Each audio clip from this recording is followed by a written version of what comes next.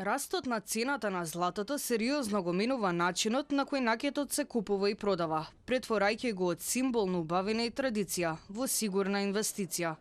Овој тренд е јасно видлив и на меѓународниот саем за накет во Токио, кој се одржува во услови на нагло поскапување на благородните метали.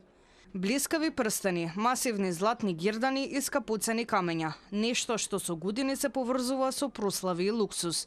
Но денес накетот се почесто се гледа и како финансиска заштита во време на глобална економска неизвестност и на стабилни валути.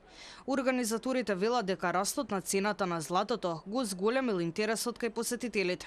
金が高騰しているというところで、その意味でいうと資産価値が非常に高いものが集まっている展示会にもなってますので、特に地金をお扱いの業者様のところには多くの来場者さんが集まったりとか、資産運用だったりとか資産を守っていくという観点でも今まで以上に地金そしてジュエリーの存在感というのが増しているように感じます。 Четиридневниот саем обединува стотици изложувачи од Јапонија и од странство, од готов накет и скапоцени камења до бисери и производствени услуги. Забележлив е и растечкиот број на странски продавачи. I came here in September. Prices were still good, but I'm pretty shocked with the prices, this time around because it got really expensive. And what vendors or manufacturers are saying it's because of the gold price, right? So prices are now, I would say, 30 or 40% higher from September. So that's a big jump. My clients are more,